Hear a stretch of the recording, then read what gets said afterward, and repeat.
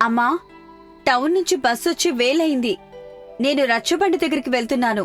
అక్కని చూడాలని ఎందుకే అంత ఆతృత? అక్కని చూడక 6 నెలలవుతుందమ్మా. ఊరికొస్తానని చెప్పినప్పటినుంచి ఎప్పుడెప్పుడు అక్కని చూస్తానా అని ఎంతలా ఎదురు చూస్తున్నానో నీకు తెలీదు. సరే తల్లి, జాగ్రత్తగా వెళ్ళు. రచ్చబండ దగ్గర ఆటో ఉంటే మాట్లాడుకుని రండి. నిజం చెప్పమ్మా, నీకు కూడా నీ పెద్ద కూతురిని చూడాలనే ఆతృత ఉంది కదా? లేదని అబద్ధం ఎందుకు చెప్తాను తల్లి? తను నీకంటే ముందు పుట్టింది. తెలుసు తెలుసు, నా మీద కంటే అక్క మీదే ప్రేమ ఎక్కువగా ఉంటుందని. అది మాత్రం తప్పు హరిత. అక్క మీద కంటే నీ మీదే నాకు ప్రేమ ఎక్కువగా ఉంటుంది. కాలేజీకి వెళ్లేటప్పుడు నీకు గోరుముద్దలు పెడుతున్నానా లేదా? పెడుతున్నావ్. మధ్యాహ్నం ఫోన్ చేసి తీసుకెళ్లిన లంచ్ తిన్నావా లేదా అని అడుగుతున్నానా లేదా? అడుగుతున్నావ్. అప్పుడు నీ మీద ప్రేమ ఎక్కువున్నట్టా తక్కువున్నట్టా? అక్క మీది కంటే నా మీదే నీకు ప్రేమ ఎక్కువుందని ఒప్పుకుంటున్నాను తల్లి. ఇకనైనా నేను మా అక్కని తీసుకురావడానికి వెళ్ళొచ్చా? వెళ్ళు తల్లి. హరిత సంతోషంగా వెళ్లిపోయింది. ఊర్లోకి బస్సొచ్చి రచ్చబండ దగ్గర ఆగింది. అందమైన పొడవాటి జడతో హ్యాండ్ బ్యాగ్ పట్టుకుని చంద్రిక బస్సు దిగింది. చెల్లి నా కోసం వస్తానని చెప్పింది, ఎక్కడా కనబడ్డం లేదు అనుకుంటూ దిక్కులు చూస్తుండగా హరిత వచ్చింది. తన అక్క పొడవాటి జడని చూసి ఆశ్చర్యపోయింది. అక్కా చెల్లి ఇద్దరూ రోడ్డు మీద నడుచుకుంటూ తమ ఇంటివైపు వెళ్తుంటే ఊరివాళ్లు చంద్రికకి ఉన్న అందమైన పొడవాటి జడ గురించి గొప్పగా మాట్లాడుకుంటూ హరితకి ఉన్న చిన్న జుట్టు గురించి అందం గురించి హేళన చేస్తూ ఉంటారు. అది హరితకి నచ్చలేదు. కాని చంద్రికకి నచ్చింది. తను సంతోషపడుతోంది. అక్కా చెల్లి ఇంటికొచ్చారు. తల్లి సుగుణ పెద్ద కూతురు చంద్రికని చూసి ఎంతో మురిసిపోయింది. తన పొడవాటి జడని మెచ్చుకుంది. అది విని హరిత మౌనంగా పెరట్లోకి వెళ్ళింది. చెల్లికి ఏమైంది చంద్రిక? ఊరివాళ్లు నా అందం గురించి పొడవాటి జడ గురించి గొప్పగా మాట్లాడుతూనే చెల్లి జుట్టు గురించి అందం గురించి హేళన చేశారమ్మా. అది చెల్లి తట్టుకోలేకపోతుంది. అందుకే బాధపడుతుంది. హరిత బాధ ఎంతసేపు ఉంటుందో నాకు తెలుసు తల్లి. నువ్వెళ్ళి విశ్రాంతి తీసుకో అని చెప్పగానే చంద్రిక లోపలికి వెళ్తుంది. సుగుణ పెరట్లో ఉన్న హరిత దగ్గరికి వచ్చింది. ఓదార్పుగా మాట్లాడింది. హరిత, అక్కకి మేకప్తో అందమొచ్చింది. నీకు సహజ సిద్ధమైన ప్రకృతి అందమొచ్చింది. నా కళ్ళకి నువ్వే అందంగా కనిపిస్తావు తల్లి.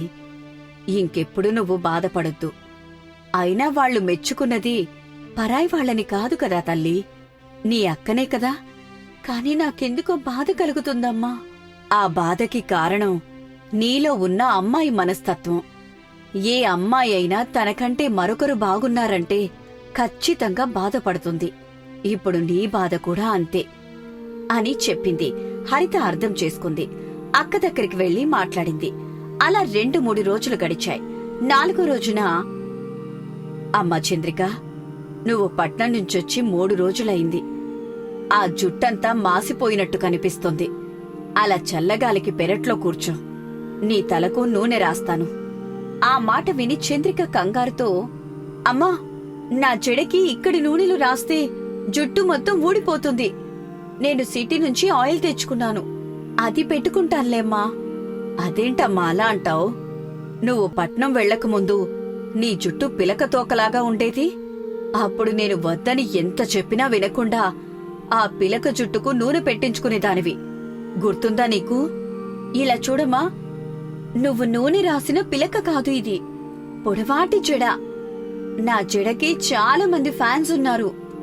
ఈ పొడవాటి జుట్టుతో చాలా అందంగా ఉన్నావు తల్లి. నిన్ను చూస్తుంటే నా చిన్నప్పుడు నన్ను చూసుకున్నట్టుగా ఉంది అంటూ సుగుణ చంద్రికను పొగుడుతోంది. అప్పుడు గుమ్మం దగ్గర నిలబడిన హరిత ఆ మాటలు విని చిరాకుగా వెళ్లిపోతుంది. తల్లి సుగుణ అది చూసి పెరట్లో బాధగా ఉన్న హరిత దగ్గరికి వచ్చింది. ఏమైందే నీకు? అక్కతో ఎంతో ప్రేమగా ఉండేదానివి. అక్క రాకముందు అక్క అక్క అన్నావు. తీరా అక్కొచ్చిన తర్వాత సరిగ్గా మాట్లాడ్డం లేదు. ఇలా చేస్తే అక్క ఎంత బాధపడుతుందో ఆలోచించావా? అమ్మా, నాకు అక్కంటే ఎప్పటికీ ప్రేమ తగ్గదు. కానీ ఏంటి కాని? అక్క సిటీకి వెళ్లకముందు ఇంట్లోనే కాదు, ఊరి వాళ్ళకి కూడా నేనంటేనే ఎక్కువ ఇష్టం ఉండేది. పలానా గోపాలం చిన్న కూతురు హరిత అందంగా తెలుగుదనం ఉట్టిపడేలా అందమైన జుట్టు కట్టు బొట్టుతో ఉండేదని మెచ్చుకునేవాళ్లు, పొగిడేవాళ్లు. ఇప్పటికి కూడా మాకు ఈ ఊరి వాళ్ళకి నువ్వంటేనే ఇష్టం. నువ్వే చాలా అందంగా ఉంటావు తల్లి. నేను బాధపడకూడదని అలా చెప్తున్నావని అర్థమవుతుంది నాకు. ఇలా చూడు హరిత, నీ కోపం నాకర్థమైంది. కాని అది చిన్నప్పట్నుంచి చిన్న పిలకతో ఎన్నో అవమానాలు పడింది. అది ఎంత బాధపడిందో నాకంటే నీకే బాగా తెలుసు. ఇలా అపార్థం చేసుకోకుండా ఎప్పట్లాగే అక్కతో ప్రేమగా ఉండు తల్లి. తల్లి మాటలు అర్థం చేసుకున్న హరిత ఆలోచించుకొని తన అక్క పడ్డ బాధలు గుర్తు చేసుకుంది. సరే అమ్మా, నేను అక్కతో ప్రేమగా ఉంటాను. ఇప్పుడు మాత్రం రమణి దగ్గరికి వెళ్ళొస్తాను అని హరిత పెరట్లో నుంచి బయటకొచ్చింది. అప్పుడే ఇంటికి పెళ్లిళ్ల పేరయ్య వచ్చాడు. హరిత పేరయ్యని అభిమానంతో మామయ్య అని పిలుస్తుంది. మామయ్య, రమణి కోసం నేను మీ ఇంటికొద్దామని అనుకుంటున్నాను. వద్దులే హరితమ్మా, రమణి ఇక్కడికే వస్తానని చెప్పింది. సరే మామయ్య, ఇంట్లోకి రండి. నేను కూడా వెళ్లి రెడీ అవుతాను.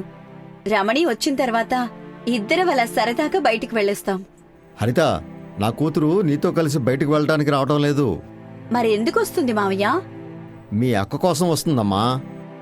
నా ఫ్రెండ్ అక్క కోసం రావడం ఏమిటి మామయ్య?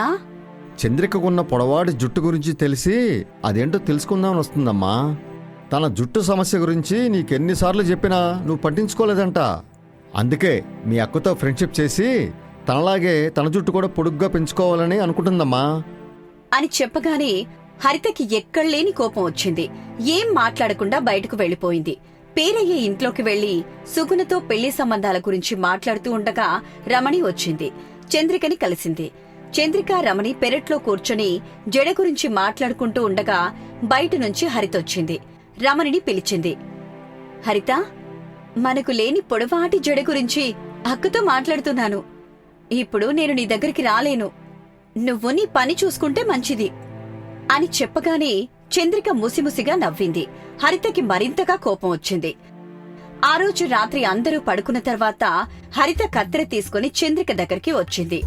ఈ పొడవాటి జడ వల్లే నాకెన్నో అవమానాలు జరిగాయి, ఇంకా జరుగుతున్నాయి. అక్కకి ఈ పొడవాటి జడ ఉండొద్దు, కట్ చేసి పడేస్తాను. అప్పుడు కాని నా మనసు కుదుట పడదు అనుకుంటూ ఉండగా చంద్రిక లేచింది. కత్తెర పట్టుకొని ఉన్న చెల్లి హరితని చూసింది. కోపం తెచ్చుకోలేదు. చెల్లి, నిన్ను చూస్తుంటే నాకు కోపం రావడం లేదు. నాకున్న పొడవాటి జడ వల్ల నీకు ఎన్నో అవమానాలు జరిగాయి. అందుకే ఇప్పుడు ప్రతీకారంగా నా జడని కట్ చేయాలనొచ్చావు. కాని చెల్లి అంటూ తను పెట్టుకున్న విగ్గుని తీసింది చంద్రిక. అది చూసి హరిత షాక్ అయింది. తన చేతిలో ఉన్న కత్తెర కింద పడింది. నాది నిజమైన పొడవాటి జడ కాదు చెల్లి, విగ్గు. నాది పూర్తిగా బట్టతలైంది. చదువుకోటానికి సిటీకొచ్చిన నేను జుట్టు కోసం రకరకాల షాంపూలు, ఆయిల్స్ వాడాను. ఫలితం ఇలా బట్టతలగా మారింది అంటూ బాధగా కన్నీళ్లు పెట్టుకుంది చంద్రిక. హరిత మనసు అల్లాడిపోయింది. నన్ను మన్నించక్కా. నాకు ఈ నిజం తెలియదు కదా. తెలిస్తే ఎక్కడ నన్ను చిన్న చూపు చూస్తావేమోనని భయమేసింది చెల్లి. అయ్యో అక్క, నువ్వు నా ప్రాణం. నేనెందుకు నిన్ను చిన్న చూపు చూస్తాను చెప్పు? పెళ్లి చేయాలని అమ్మ ఆరాటపడుతుంది. పెళ్లి చూపులప్పుడు బట్టతలతో కూర్చుంటే వచ్చే అబ్బాయికి నేను నచ్చను కదా చెల్లి. అందుకే ఇలా పెట్టుడు తీసే విగ్గు చేయించుకున్నాను.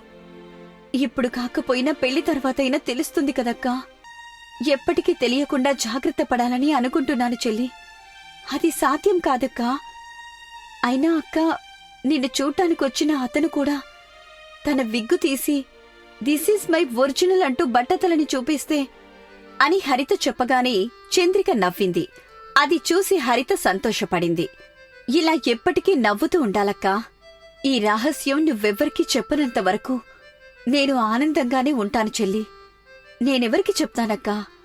నా ప్రాణాన్ని నేనే బాధ పెడతానా చెప్పు అంటూ అక్కా చెల్లి ఆ రోజు రాత్రి బెడ్ మీద కూర్చుని మాట్లాడుకుంటూ ఉంటారు. పక్క గదిలో సుగుణ, గోపాలం కూర్చుని అక్కా చెల్లి మాటలు విని ఆనందపడ్డారు. అక్కా చెల్లి ఎప్పటికీ ఇలాగే కలిసిమెలిసి ఉండాలని ఆశపడ్డారు.